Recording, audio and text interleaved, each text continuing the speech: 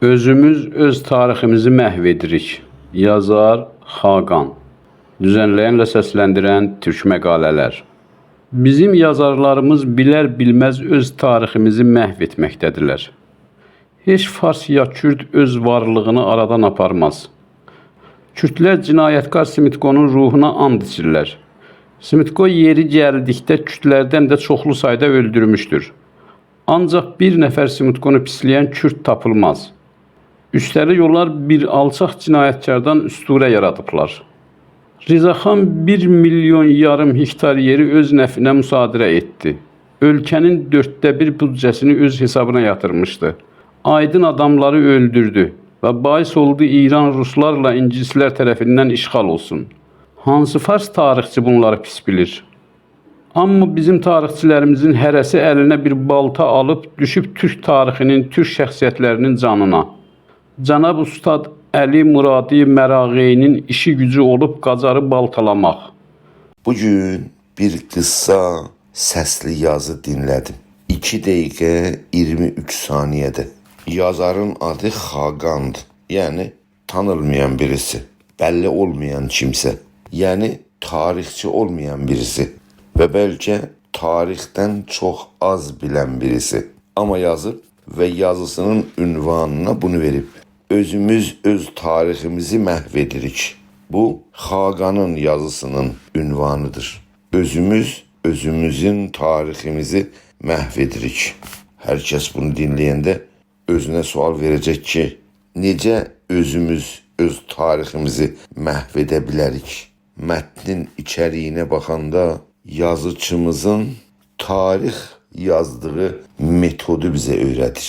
Necə tariximizi qoruya bilərik deyə güya bizə dərs verməyə çalışır. Və deyir ki, baxın, bu pislik Smitkonu kürdlərin heç biri pisləməzlər və onu özlərinə qəhrəman bilərlər. Deyir ki, baxın farslara, Rıza Şahı nə qədər insan öldürübsə, nə qədər ölkənin pulun çapıb çalırsa, heç bir fars deyir ki, Rıza Şahdan pis deməz. Onu büyüdüb başına qoyar. Amma biz türklərə gələndə baltanı alıb tariximizi baltalarıq. Bu tariximizi baltalayanların biri kim? Cənab Əli Muradi Mərağeyi. Özü də bu qələm sahibimiz Mərağeyi bəyin adını gətirəndə ustad adlandırır. Və deyir ki, amma bu ustad tariximizi baltalayır. Qacarlara qarşı təxribat aparır. Şah İsmaili xurafata ittiham edir. Və xülasə bu qələm sahibimizin hikmətindən aldığımız dərs bu olur.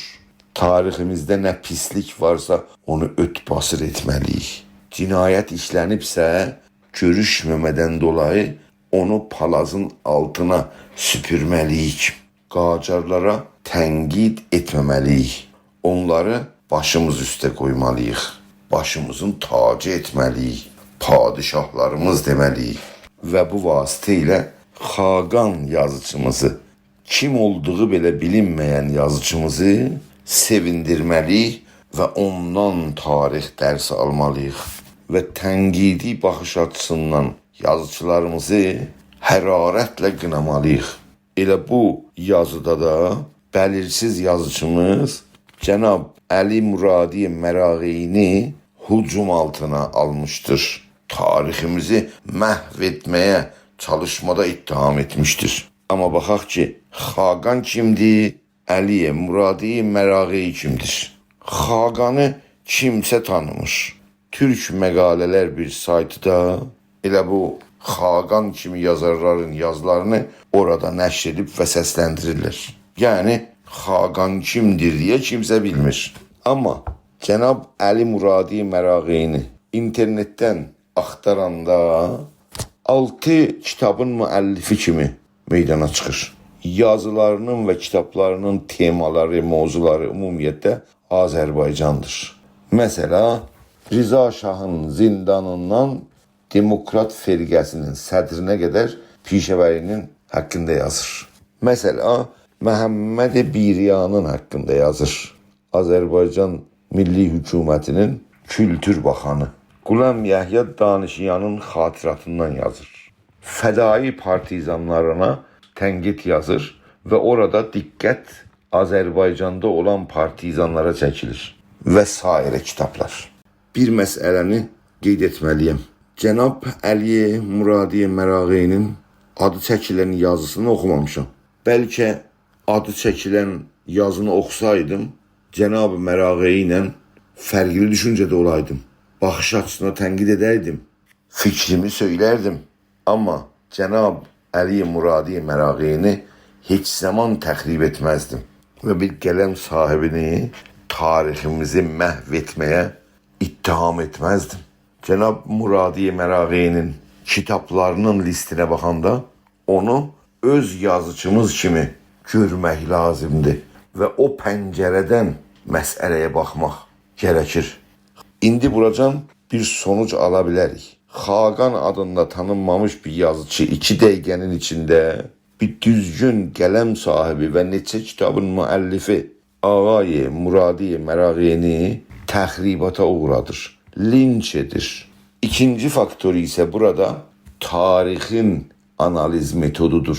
Baxmalıyıq ki, özünü Xaqan adlandıran bəlirsiz yazıcı o 2 dəqiqə 23 saniyənin içində hangi tarixi analiz metodlarına, yəni tanınmış tarixi analiz metodlarına dayanaraq adını çəkdiyimiz yazısında əks etdirməyə çalışır. Baxaq bu Xaqan insanın yazısındakı metoda.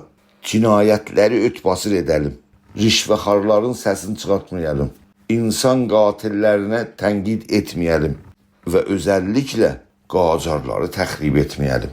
Və sonra da Şah İsmail da xurafi adlandırmayalım. Cinayət edibsə də ötbasır edəlim. Səsini çıxartmayalım. Bu bizim Xaqan bəyimizin tarix analiz metodu imiş. Mən çox tanınmış tarix analizi metodlarına biraz baxdım. Əcəba bu Xaqan yazıcının bizə empoze etməyə çalışan tarix analiz metodu mövcud tarix analiz metodları içində var ola bilərmi? Mən ən önəmli tarix analiz metodlarına baxdım. Birisi tarixi yazılar, müstənəd yazılar, tarixdə ələ gələn yazıları incələməkdir. İkincisi, tarixdə yazılan kitabların, ələ gələn verilərin içəriğini analiz etmək. Hadisələri yaxından diqqət mərkəzinə alıb, onları incələyib, analiz edib və topluma tanıtdırmaq. Üçüncüsü, şəbəkə təhlil metodudur. Yəni, tarixdə olan əlaqələr, ilgilər, onların etkiləri və o etkilərin analizi meydana qoyulmalıdır. Dördüncüsü isə istatiksel analizdir. Yəni, verilər, ədədlər, statikalar və onların əlaqə və ilişkisini analiz edib göstərməkdir. Əcəba Xaqan adında bəlirsiz bir yazıcı Ay Muradiyə Mərağeyini tanıtdıranda bu adın çəkdiyim metodlardan, tarix analiz metodlarından istifadə etmişmi? O qıssa yazıda heç belə bir əsər görünmür. O qıssa yazıda kör bir milliyyətçilik gözə çarpır. Yazıçılarımızı təxribata uğratma gözə çarpır. Üzeysel düşüncələri toplumumuza empoze etməklə fikir və düşüncə sahəsində toplumumuzun dərinləşməsinin qarşısını almaq gözə çarpır. Toplumumuzda özgür düşüncəni, azad analiz haqqını və düşüncə azadlığına əngəl törətmə gözə çarpır. Toplumun mürəkkəb halini basitləşdirməyə çalışır. Halbuki tənqidçilik toplumda yapıcı olmalıdır. Toplumu gəlişdirməlidir. Demokratik usullara dayanmalıdır. Təxribatçı karakterlikdən uzaqda durmalıdır.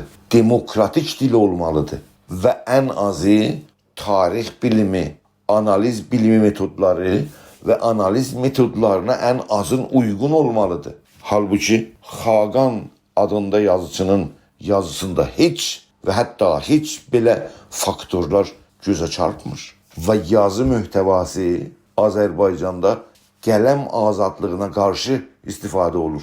Halbuki Azərbaycanda bugün İran İslam Cumhuriyyəti qələm azadlığının qarşısında durur. Burada Xaqan yazıçının işi bir Azərbaycan yazıçına qarşı təxribat karakterli qələmi ələ alırsa, orada İran İslam Cumhuriyyətinin kültür müməyyizisinin, yəni sansurçuların yanında durma simasını bizə göstərir. Türk adı ilə, Azərbaycan adı ilə, türkçülük adı ilə güya Qacarlara tənqid etməyəcəkmişiz. Qacarlar kim? Fars dilinə rəsmiyyət verən, Fars devlətçiliyinin bir növrəsini qoyan, Farsçada milli məclis quran, məşrutə məclisi bərpa edən, məşrutə anayasasını Fars dilində yazdıranlar. Amma Xaqan deyir ki, Qacarlar türklərin tarixi hesab olmalıdır. Xiyanətlərini örtbasır etməyimiz lazımdır. Bugünkü türk xalqının əsarətinin səbəblərinin köklərini tariximizdə axtarmayalım deyə Xaqan kimiləri əllərinə qələm almışlar. 1000 il iqtidar sürən millət bugün əsarətdə yaşayırsa, 100 ildən bəridir əsarətdə yaşayırsa, bu fəlakətin köklərini və səbəblərini axtarmağa əngəl törədənlər bu millətin əsarətdə həyatına davam etməyinin tərəfdaşlarıdırlar. Yoxsa bir dərdin, bir problemin, bir millətin əsarətinin səbəb və dəlillərini axtarmadan o əsarətə necə son qoymaq mümkündür? Son sözüm, bəlirsiz və üzeysəl qələm sahiblərini əsla ciddiyyətə almamalıyıq. Onları bir kənara qoyub yolumuza xalqımızın azadlığı üçün devam etməliyik. Bu adam farsların yazdıkları tarixi oxuyur, onun üstünə çoxlu şayiə, böhtan artırıb Qacarı təxrib edir.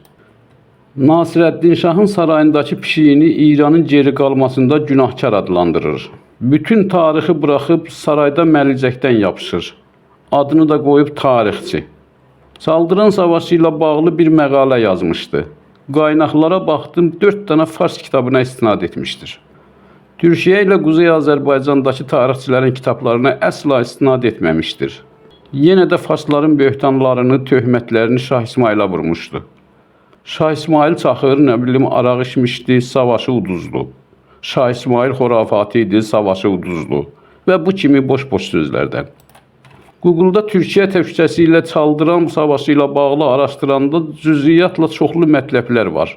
Bu cənab ustaddan soruşdum, niyə bəs Türkiyədəki yazılan kitablardan bir söz yazmayıbsan? Axı o çağlarda Fars savaşda yox idi. Qəziyyənin bir tərəfi Osmanlı türkləri idi, o biri tərəfi isə Azərbaycan türkləri. Niyə bəs təkcə Fars tarixçilərinin sözlərinə istinad edibsən? Ustadın cavabı yox idi.